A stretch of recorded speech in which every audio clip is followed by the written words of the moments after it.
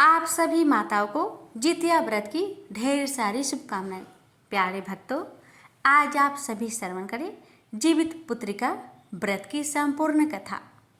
आप सभी माताओं से हमारा अनुरोध है कि व्रत के दौरान कथा को अधूरा न छोड़े। प्रेम से बोलिए जिमुद्वाहन भगवान की जय। आइए श्रवण करते हैं पावन कथा। एक बार नैमिषारण्य के निवासी ऋषियों ने संसार के कल्याण के लिए सूत जी से पूछा, हे सूत, कराल काले काल में लोगों के बालक किस तरह दीर्घ आयु होंगे, सो कहिए। सूत जी बोले, जब द्वापर का अंत और कलयुग का आरंभ था, उसी समय बहुत सी शोकाकुल स्त्रियों ने आपस में सलाह की कि क्या इस कली में माता के जीवित रहते पुत्र मर जाएंगे। जब वे आपस में कुछ निर्णय नहीं कर सकी, तब गौतम जी के पास पूछने के लिए गई। जब उनके पास पहुंची तो उस समय गौतम जी आनंद के साथ बैठे थे। उनके सामने जाकर उन्होंने मस्तक झुकाकर प्रणाम किया। तदंतर स्त्रियों ने पूछा, हे प्रभु, इस कलयुग में लोगों के पुत्र किस तरह जीवित रहेंगे। इसके लिए कोई व्रत या तप हो तो कृपा करके बतलाइए।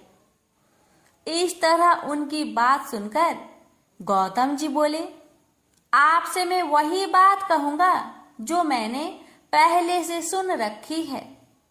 गौतम जी ने कहा, जब महाभारत युद्ध का अंत हो गया और द्रोण पुत्र अश्वत्थामा के द्वारा अपने बेटों को मरा देखकर सब पांडव बड़े दुखी हुए, तो पुत्र के शोक से व्याकुल होकर द्रौपदी अपने सखियों के साथ ब्राह्मण श्रेष्ठ धौम्य के पास गई और उसने धौम्य से कहा, हे विपेंद्र, कौन सा उपाय करने से बच्चे दीर्घ आयु हो सकते हैं, कृपा करके ठीक ठीक कहिए।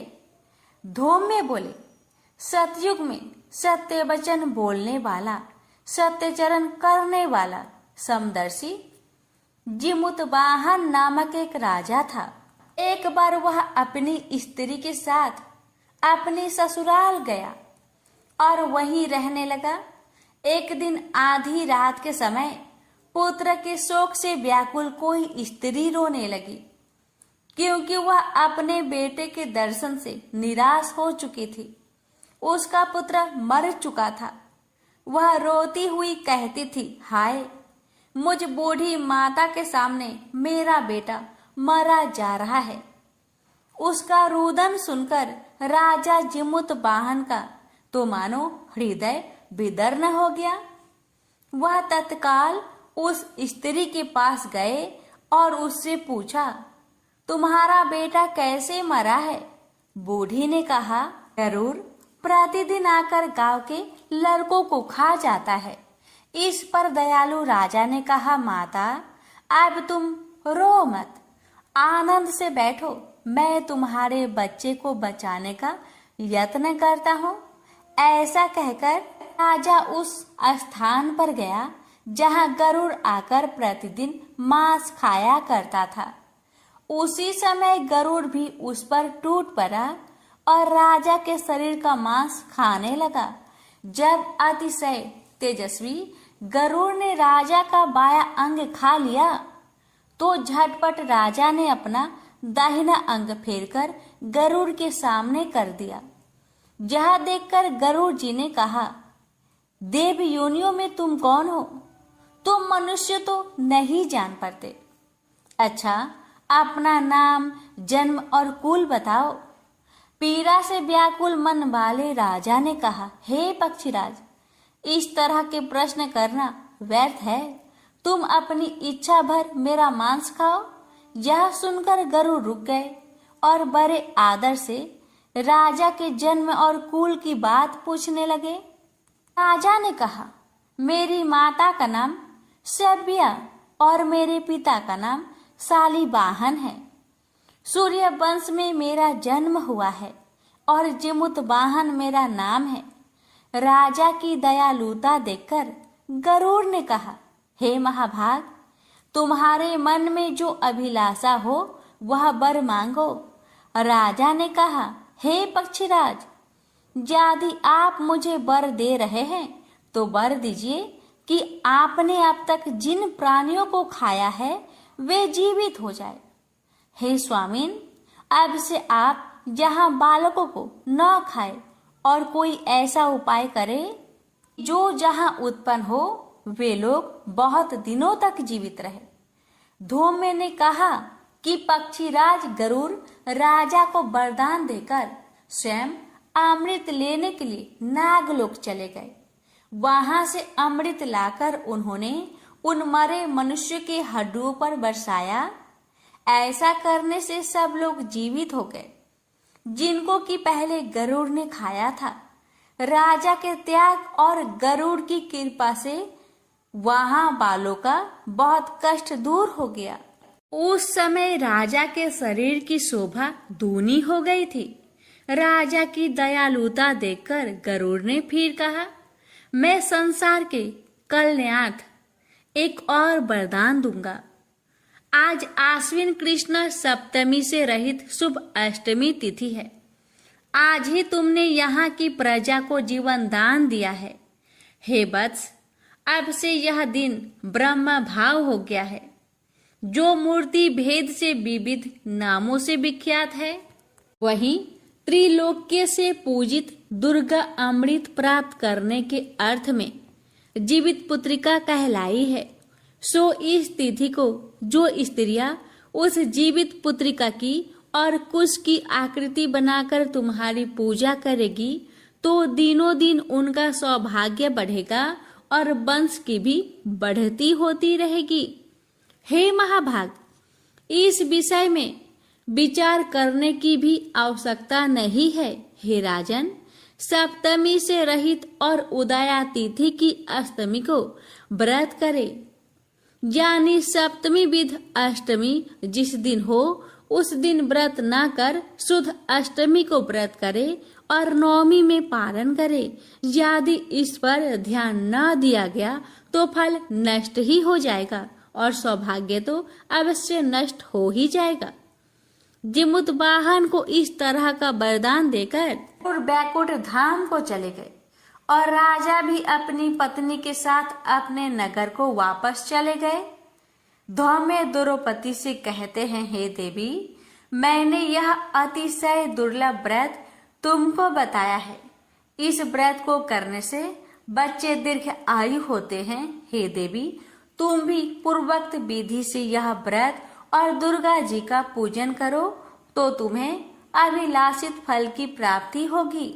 निराज धौम्य की बात सुनकर द्रौपदी के हृदय में एक प्रकार का कौतूहल उत्पन्न हुआ और पूर्ववासिनी स्त्रियों को बुलाकर उनके साथ यह उत्तम व्रत किया।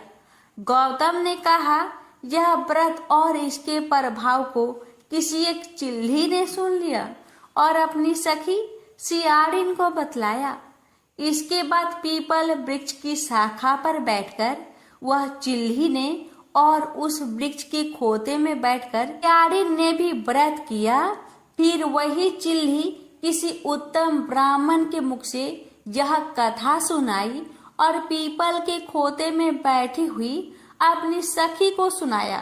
सियाड़िन ने आधी कथा सुनी थी कि उसे भूख लग गई और वह उसी समय शव से भरे हुए शमशान में पहुंची।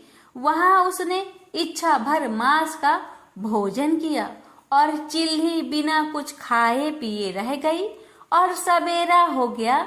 सवेरे वह गौशाले में गई और वहां गौ का दूध पिया। इस तरह नवमी को उसने पारण किया।